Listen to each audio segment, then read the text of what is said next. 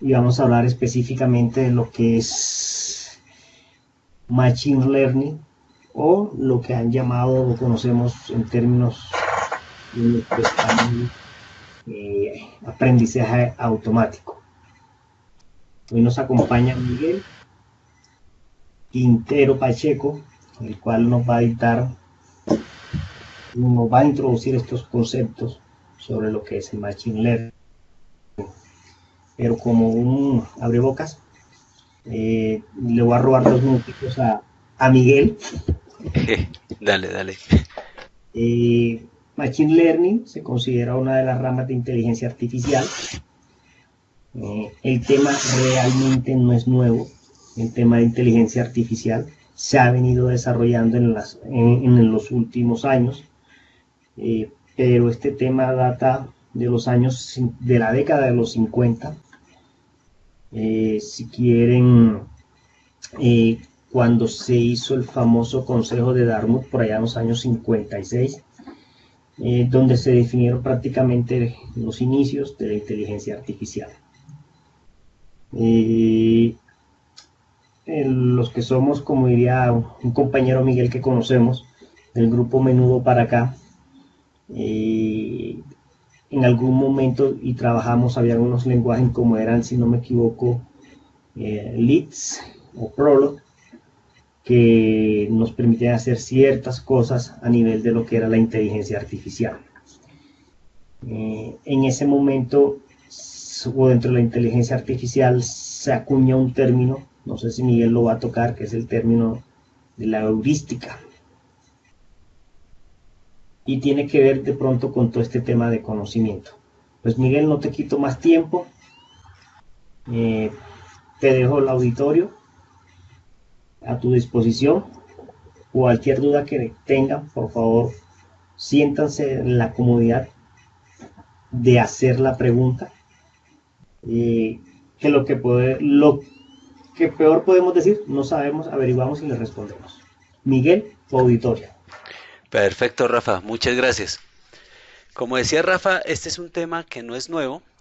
Lo que es nuevo son las facilidades que hay para poder entrar en este mundo de la machine learning, de la inteligencia, de los datos, de todo el cuento que se ha vuelto como de boca en boca y parece que fuera moda, pero esto viene de tiempo atrás. Ahorita lo que ha pasado es que la tecnología ha avanzado a tal punto que se vuelve un poco más fácil y un poco más cómodo trabajarlo.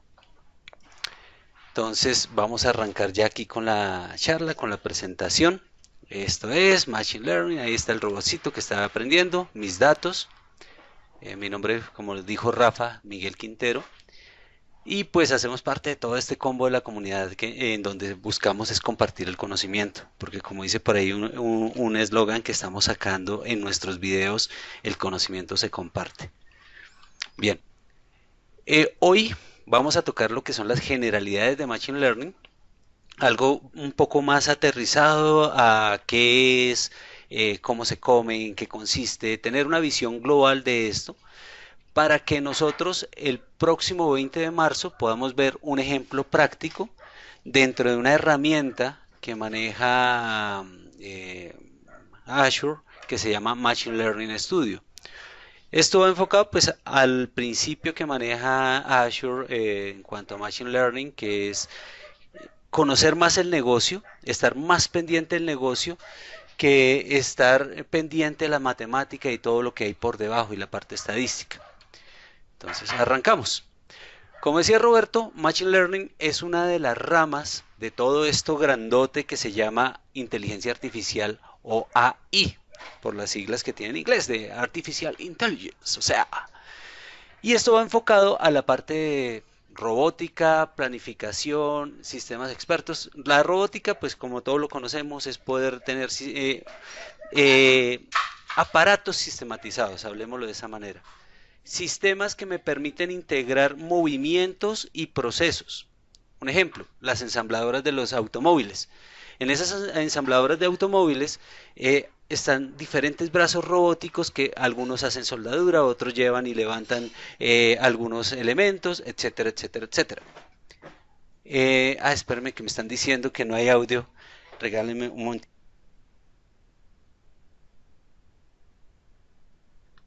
Sergio, ¿si está escuchando o no está escuchando? Mejor dicho, ¿todos están escuchando?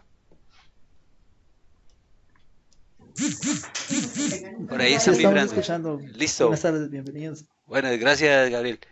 Entonces, listo, perfecto. Entonces, Sergio parece que es el equipo de Sergio. Bien, entonces continuamos acá con el tema. La planificación tiene que ver ya, uy, aquí alguien se metió a escribir. La planificación ya tiene que ver con la organización de información para poder digamos que planificar, organizar, estructurar algunos elementos o algunos datos para poder plantear algún tipo de parámetros, ¿sí? Planteémoslo así, digamos que esto va un poco más relacionado con la parte de robótica, sistemas expertos va todavía relacionado. La parte de visión, aquí ya empezamos a tocar temas interesantes.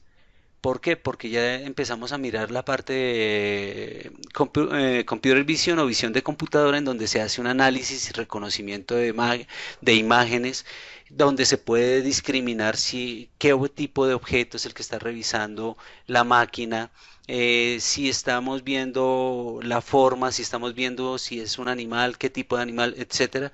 Eso ya lo empieza a trabajar la parte de la visión. La parte del speech hace referencia al texto hablado y al texto escrito. En otras palabras, yo puedo hablar y me lo transforma en texto, o yo puedo escribir y me la transforma en audio. Eso es como la parte del speech, que ya evoluciona hacia algo que es el procesamiento del lenguaje natural, o NLP, como dicen las siglas en inglés, que trabaja como todo el esquema, no solamente de leer el texto y cargar el texto, sino empezar a responder preguntas. Ahí está la parte de los chatbots, empezar a analizar el texto que hay, traducciones de texto, clasificación de los mismos contenidos del texto y es más, se está yendo incluso un poco más allá porque también se está haciendo análisis de texto para determinar el estado de ánimo de una persona que está escribiendo determinado texto. O sea, se ha evolucionado muchísimo. Estos últimos tres, Vision, Speech y NLP, es lo que hace parte dentro del ambiente de Azure, lo que se llama Cognitive Services. Para la siguiente charla vamos a hablar de los Cognitive Services. Hoy nos enfocamos en este último punto, que es el aprendizaje de máquina o Machine Learning, como dicen sus siglas en inglés. Eso tiene tres elementos. Uno que es el supervisado. Espero que por ahí pusieron música lo más de bacana, Edgar. Gracias, pero tratemos de no amenizarlo ahorita con ese ritmo. Entonces, está el supervisado, está...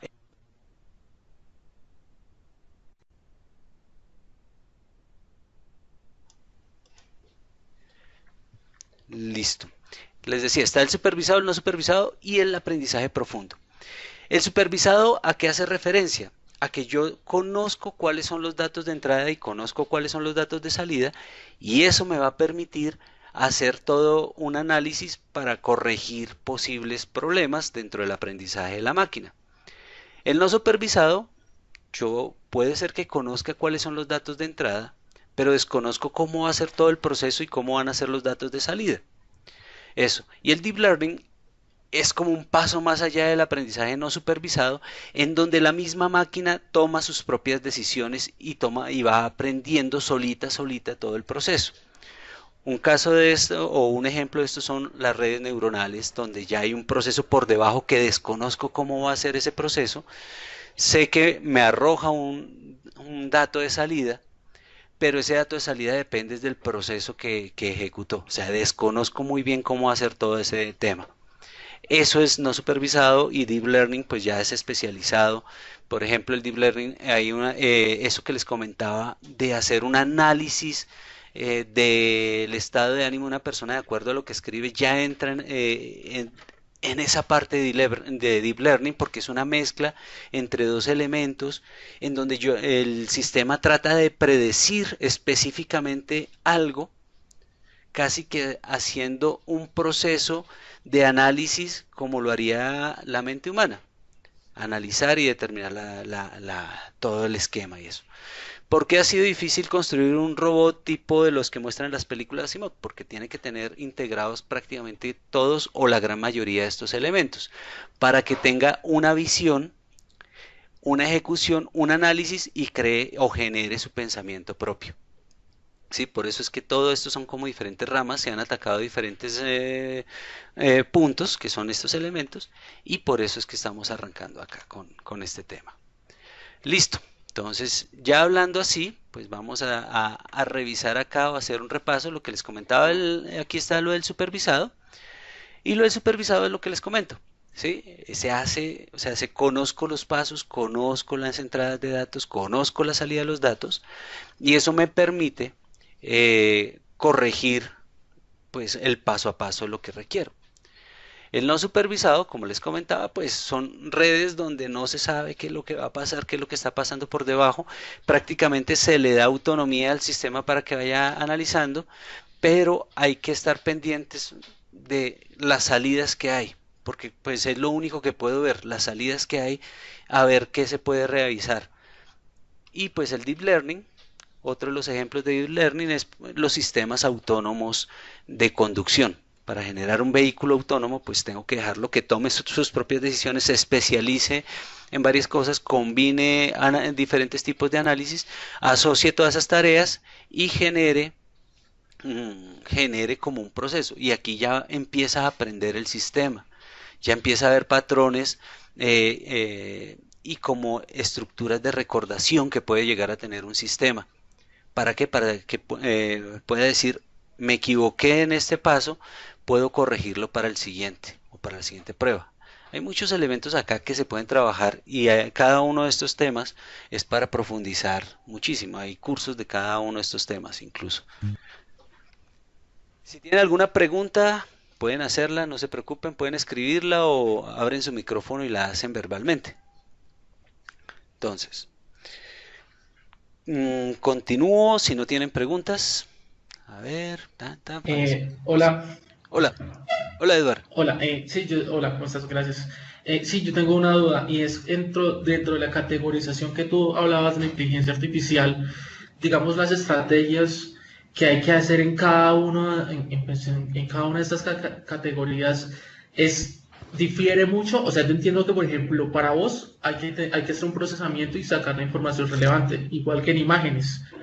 Pero una vez que se tienen estos datos, el procesamiento de estos datos es igual en todas o en qué difieren. Qué pena la pregunta, sí, es muy de bajo nivel. No hay ninguna pregunta de bajo nivel. Todas las preguntas son válidas y son importantísimas, ¿sí? Y lo que tú estás preguntando es bastante válido. Técnicamente hablando, la estructura es bastante parecida. Sí, ahorita le vamos a hablar un poquito de la parte de la estructura. Ya en el esquema de aprendizaje y la parte de entrenar los modelos que se necesitan, es necesario de pronto cambiar estrategias dependiendo de lo que se requiera. Ahorita vamos a tocar ese tema, Eduardo. Y si de aquí al final sientes que no se ha respondido la pregunta, insiste, vuelve a hacerla y te la buscamos la manera de responderla hoy. Entonces, eh, están preguntando, Bernardo, pregunta la Android de inteligencia artificial o la inteligencia artificial de Android de pronto. Digamos que cada una de las grandes empresas está trabajando en este momento en la inteligencia artificial. Facebook está trabajando en inteligencia artificial. Google está trabajando en inteligencia artificial.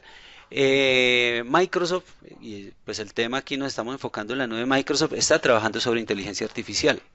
Es más, esto que cada uno, por ejemplo, Android, no me acuerdo cómo se llama, creo que Sophie, que lo había escrito eh, Edward, creo que Sophie, bueno, no me acuerdo cómo se llama la de Android.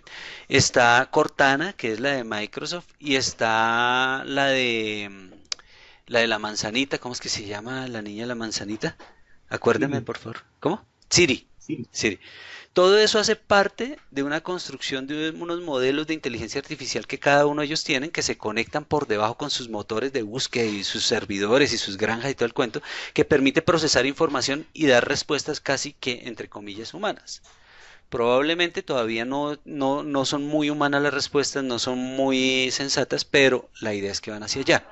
Es más, como chisme, hace poco Elon Musk y Mark Zuckerberg tuvieron una discusión acerca de qué tan positivo o no tan positivo pueden ser las inteligencias artificiales y trabajar en este momento las inteligencias artificiales, ya que es peligroso enseñarle a todo esto, sobre todo cuando si van a aprender, aprenden de personas que de pronto tienen también sus propias trabas y tienen su propia manera de ver la vida y no son muy estandarizados. Bueno, es más ético el asunto de la corrección, pero la tecnología ya está y con base en las preguntas que están haciendo vamos acá a mirar. Para todo lo que yo te necesito trabajar, y aquí estamos enfocados un poquito más en la parte de Machine Learning, de enseñarle a la máquina a pensar, lo primero que yo tengo que tener pendiente y presente y en cuenta es que debo arrancar de hacer las preguntas correctas. ¿Y de dónde parten las preguntas correctas? De la necesidad o de la respuesta que se espere. Hay 5 tipos de preguntas para hacer, ¿sí? Una pregunta es, ¿esto es rojo o es negro? ¿Es A o es B? ¿Es X o es Y? ¿Sí? En otras palabras, yo le puedo preguntar, vamos a hacer un análisis de toda esta información y con base en el análisis de esta información, por ejemplo, bancaria, esta persona se le puede o no se le puede hacer un préstamo. Por favor, haga un análisis y con eso vamos a decir. Eso es una de las preguntas en las que yo puedo arrancar y de eso depende también el resto de los pasos para poder seguir trabajando todo mi proceso o todo mi flujo de trabajo para enseñarle a la máquina a pensar. Otra pregunta puede ser, vamos a buscar algún elemento que sea extraño. O sea, todos los datos son válidos, pero busquemos lo que salga del montón. Lo que salga de ahí, ¿por qué? Porque puede ser una anomalía, porque puede ser algo que no necesitemos y tenemos que atacarlo rápidamente. ¿Sí? Es como detectar el cáncer que hay alrededor del tema. Entonces yo tengo que enseñarle al sistema a detectar esas fallas para que me pueda advertir en un momento determinado. Otro tipo de pregunta es ¿cuánto o cuántos cumplen tal condición? Entonces yo estoy buscando un grupo de personas que cumpla determinadas condiciones y que me diga, hola, necesito saber cuántas personas cumplen esa condición, ya sea para lanzar una campaña de marketing o para poder lanzar un producto nuevo, necesito mirar a cuánta gente le puedo llegar, cómo organizarlo, cómo estructurarlo. En esta parte de cómo organizarlo y cómo estructurarlo es precisamente eso. Tengo una información, cada uno de estos ya requiere algo extra porque me arroja ya no información como la primera que es A o B, de ahí en adelante ya es una información que va un poquito más organizada y más estructurada. Entonces, en este caso, de cómo está organizado, ya es un análisis que me arroja, ya no me arroja un número, ya no me arroja si es extraño, o ya no o este elemento no cuadra, ya no me arroja un verdadero falso, un sí, no, o lo que sea, sino ya me empieza a hacer un análisis de información completa para decirme, mire, esto que usted me está lanzando está organizado de esta manera y tiene este tipo de modelos y se puede organizar esto. Y ya viene el último paso, que ya es un algoritmo pronto un poco más robusto que hay que trabajar y hay que hacer una preparación de datos más organizada y más estructurada para que no solamente me diga qué está pasando, sino que me diga, oiga, usted podría hacer tal cosa. En otras palabras, un ejemplo. ¿Cómo puedo invertir yo en la bolsa de acuerdo a un comportamiento que han tenido diferentes elementos de la bolsa de valores y todo el tema? Entonces, si yo voy a participar o voy a comprar este tipo de acciones, ¿qué debería hacer después de eso? Y que el mismo sistema vaya aprendiendo para que me arroje una respuesta. Eso, cualquiera de esas, yo las puedo trabajar, cualquiera de esas tiene un tipo de trabajo diferente. De acuerdo a la pregunta que nos hacía Eduard ahorita, depende no tanto de si yo voy a trabajar con visión, si yo voy a trabajar con texto, sino depende cuál es la respuesta o cuál es la pregunta que yo estoy haciendo o la respuesta que estoy esperando que me den de acuerdo a lo que yo quiera de mi modelo. Después de esto ya es empezar, en el caso del aprendizaje supervisado es un poco más cómodo porque yo puedo preparar los datos que necesito que se ingresen esos datos, puedo organizar la información de tal manera en que yo sé cuál es la respuesta y el mismo sistema por debajo va a comparar entre la respuesta correcta y la respuesta que está viendo.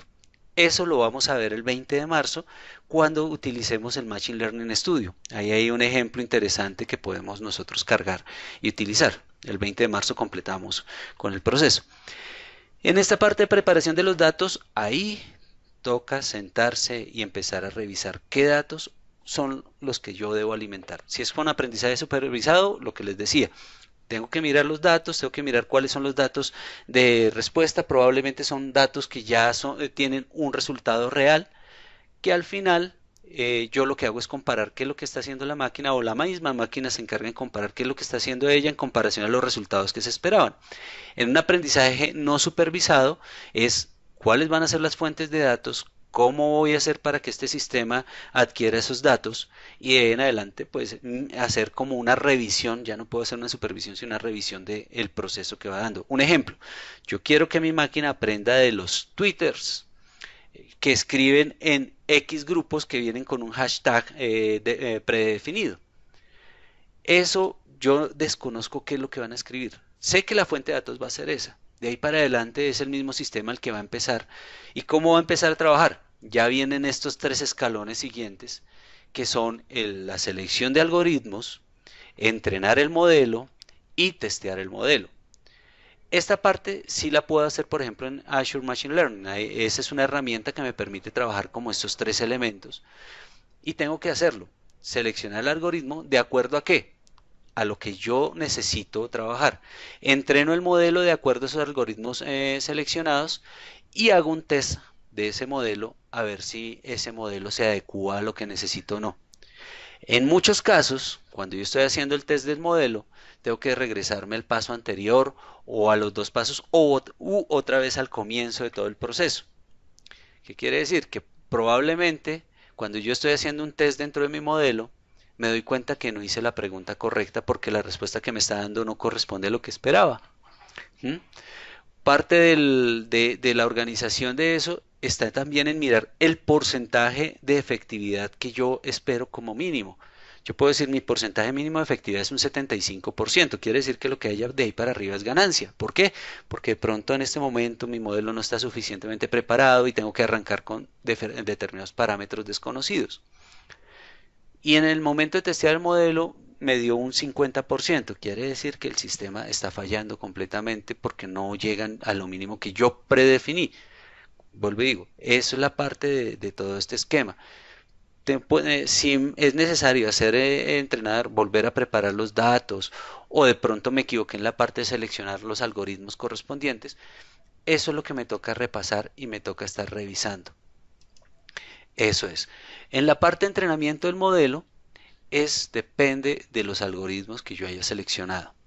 Ese modelo o esa parte del entrenamiento del modelo es tomar la información que va, dejar que una parte de ese procesamiento, ya hay incluso librerías dentro de los diferentes lenguajes de programación que ya traen por debajo unos algoritmos estadísticos que permiten que el sistema se vaya entrenando y deje como un espacio para que vaya haciendo como un repaso de lo que está viendo y se vaya autorregulando en el caso del aprendizaje no supervisado, o que vaya comparando la información con la que yo tengo ya registrada en el caso del aprendizaje supervisado.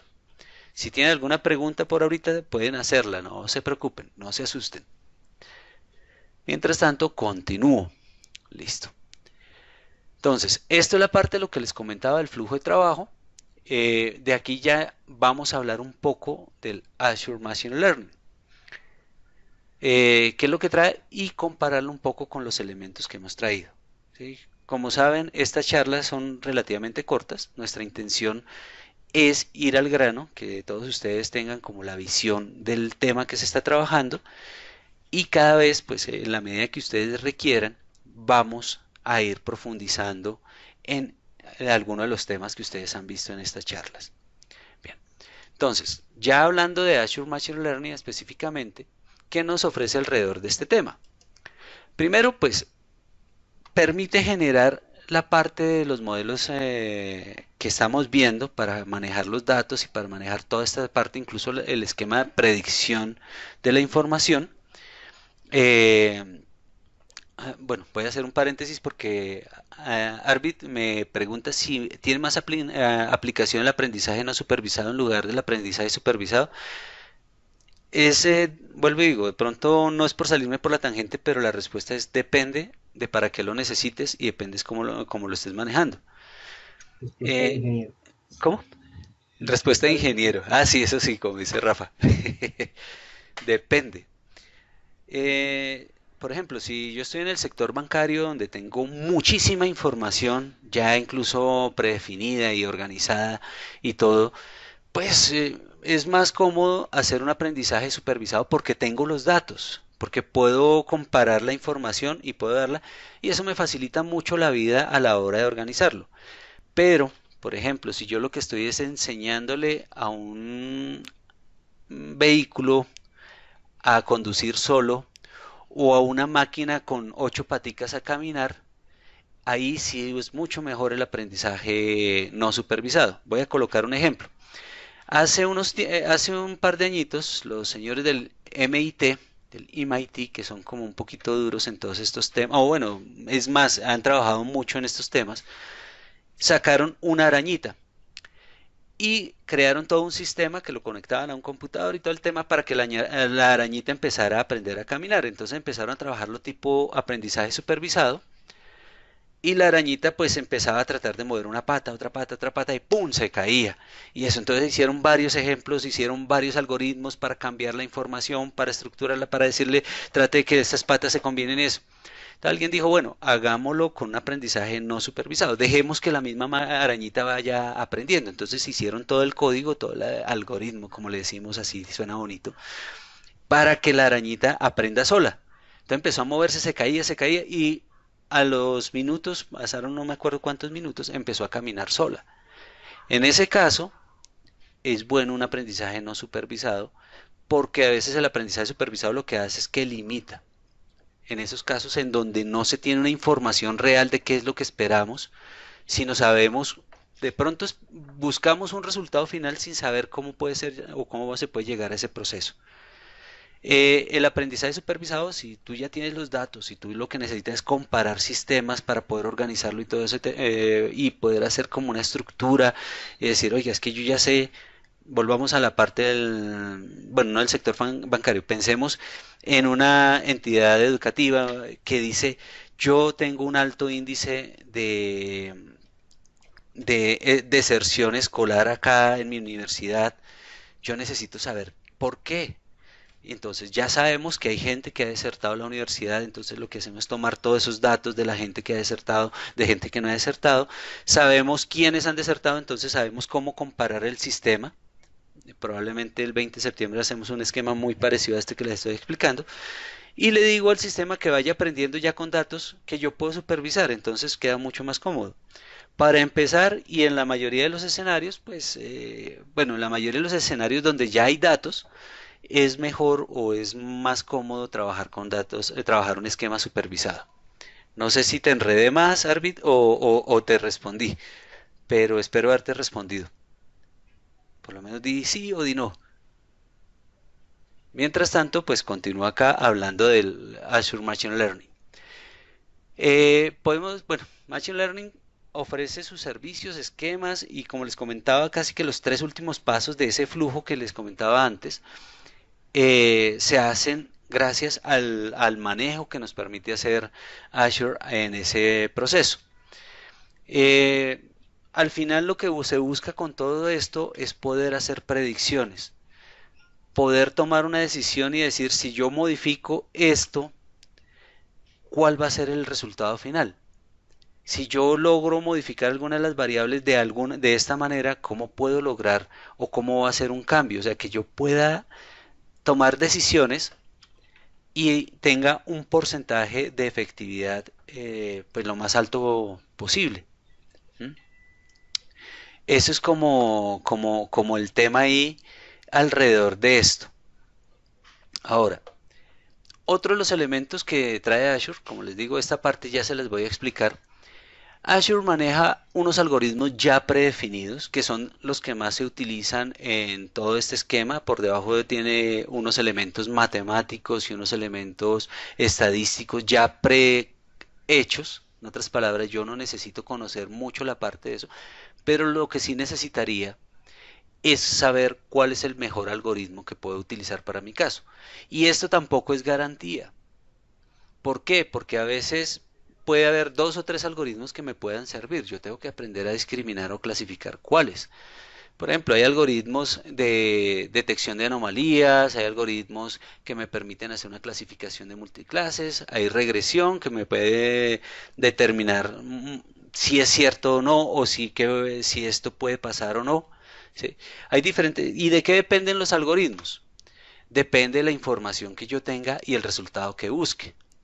Un ejemplo, si yo tengo solo 4 datos, aquí miremos esta estructura, tengo solo 4 datos, pues yo puedo crear un algoritmo súper sencillo y decir, mire, aquí están clasificados los datos. Entonces, tengo 2 arriba, 2 verdes y 2 rojos, digo, 2 verdes abajo y 2 rojos arriba. Y mi algoritmo es una regresión lineal o hablemoslo de una línea, ¿sí? En términos más humanos, por decirlo así. O puedo utilizar una regresión lineal que me permita discriminar es rojo o es verde. No hay problema.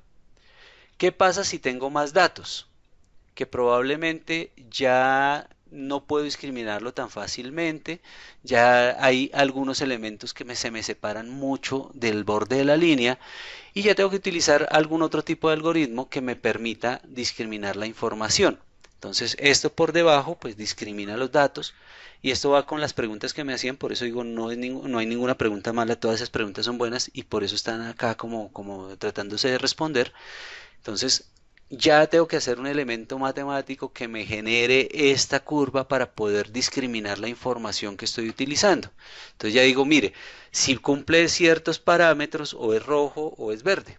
Esto estamos haciéndolo algo muy sencillo, respuesta de sí o no. Entonces en este caso rojo o verde. Pero ¿qué pasa si hay más información? Mientras mayor información haya, yo debo trabajar un mejor algoritmo y la respuesta también puede ser mucho mejor.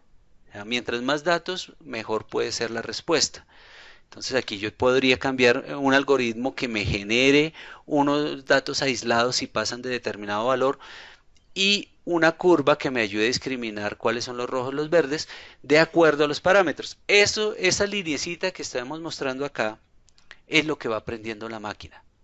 La máquina es la que yo le doy unos parámetros iniciales y ella misma va generando cuál es el proceso que debe seguir para poder tomar esto. Pero para eso yo le debo dar una base, esa base matemática o estadística, que es lo que estamos traduciendo en algoritmos.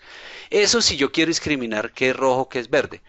Pero ¿qué pasa si yo quiero discriminar las anomalías que hay? Si me doy cuenta, si observamos acá la parte cercana al 00, me está mostrando que son rojos. Ahí está bien, o sea, lo que esté por debajo es rojo, sí. Lo que está por encima de este parámetro es verde, sí, listo, no hay problema. Pero acá en las líneas medias sí hay anomalías. ¿Cuáles son las anomalías? Pues que yo estoy revisando acá y digo, mire que hay un par de puntos verdes en donde debería haber rojos y un par de puntos rojos en donde debería haber verde.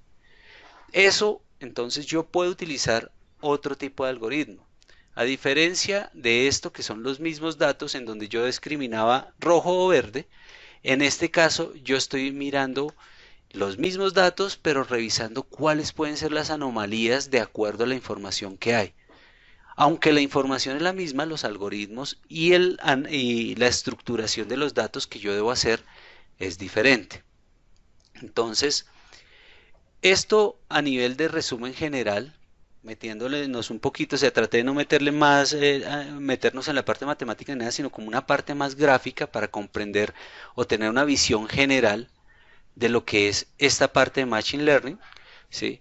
Ya en la próxima sesión, en donde nos vamos a meter ya directamente sobre el Machine Learning de Azure y sobre el Machine Learning Studio, que es la plataforma que tiene Azure para manejarlo, vamos a ver qué es modular, es como construir un Lego.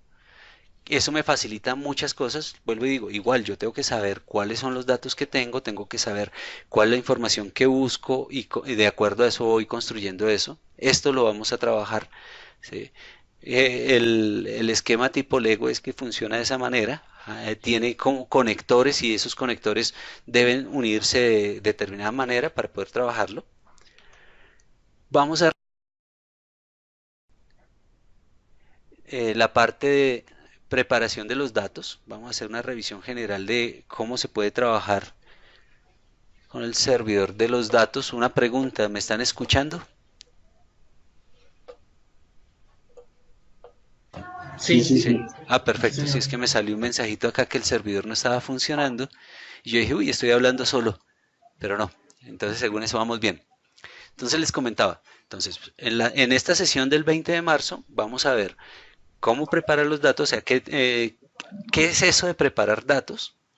Vamos a mirar cómo crear un experimento en Machine Learning Studio, cómo manejar el modelo y cómo ahí mismo puedo crear un servicio web para consumir el modelo.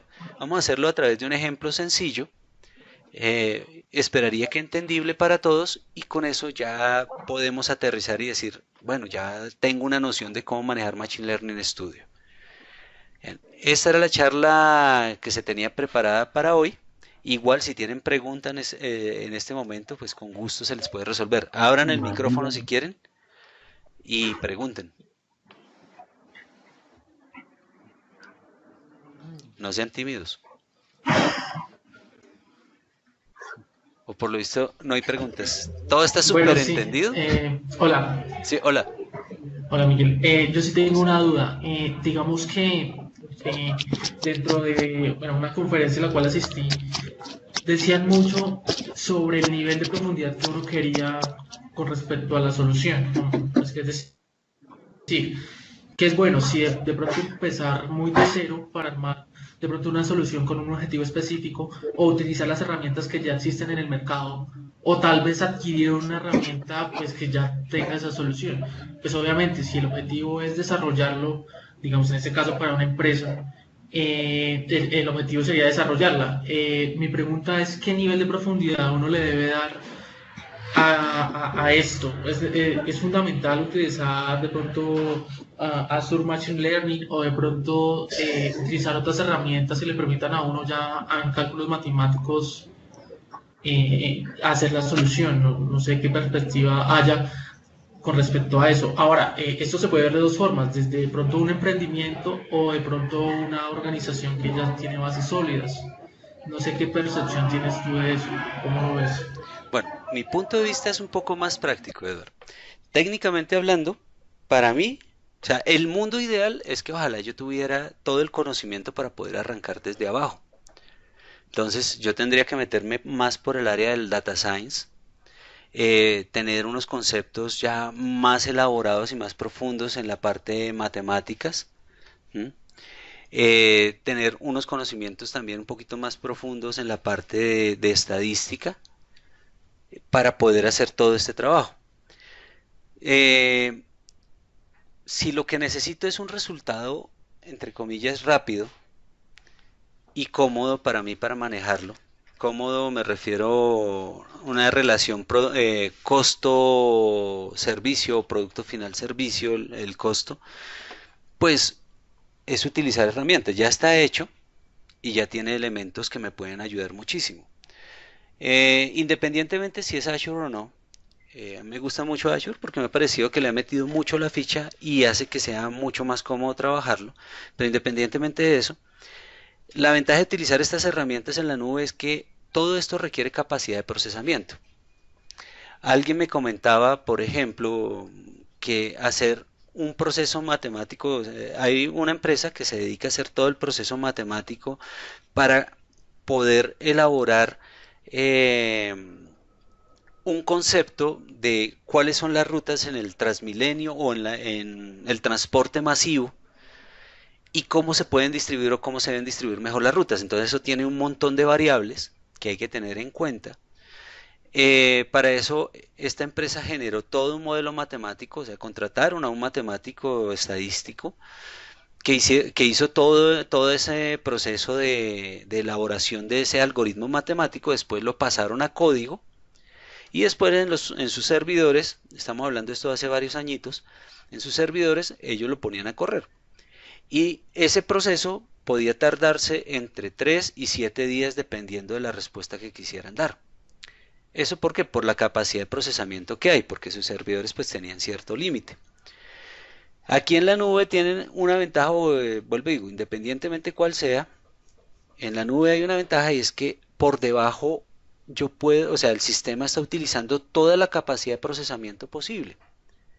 ¿Por qué? Porque hay unos data centers por debajo que está trabajando los procesos porque está organizando la información.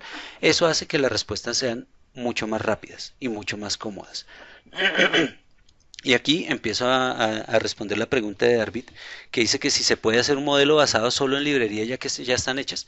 Sí, o sea, ahí, por ejemplo, ¿qué es lo que tienen este tipo de herramientas? Hablando específicamente de Machine Learning Studio. Ya tiene unos algoritmos predefinidos, eso es, por ejemplo, acá vamos a adelantar. Tienen unos algoritmos predefinidos que ya me permiten hacer todo esto sin que yo tenga que estar trabajando la parte matemática. En este caso, lo que vemos que dice Multiclass Decision Forest son ya un modelito, un esquema de algoritmos que lo único que yo hice fue arrastrarlo. Eso sí, tenía que utilizar ese. ¿Y qué es lo que me llevó a saber que utilizar ese? Pues porque de pronto me documenté, leí y descubrí que para este proceso este era uno de los dos algoritmos que podía utilizar. Pero igual eso no quiere decir que sea el único. Puedo cargar otros modelitos que ya están predefinidos y puedo utilizarlos.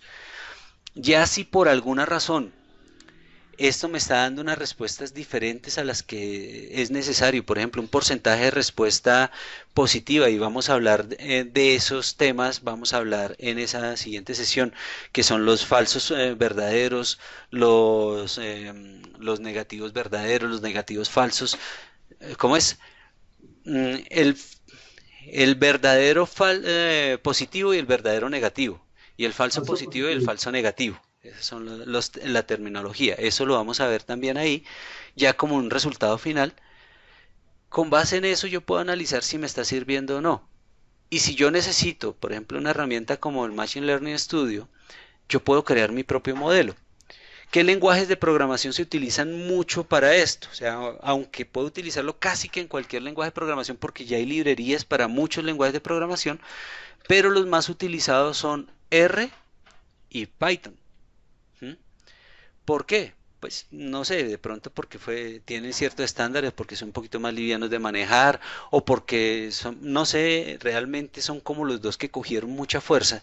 Y la mayoría de los ejemplos que ustedes pueden buscar en la red que tienen que ver con código, hacen mucho énfasis de pronto en el uso de Python, o también se ve R como lenguaje de programación para este tipo de estructuras. Machine Learning Studio trabaja con esos dos lenguajes, por ejemplo, para crear los propios modelos. ¿A qué voy con esto?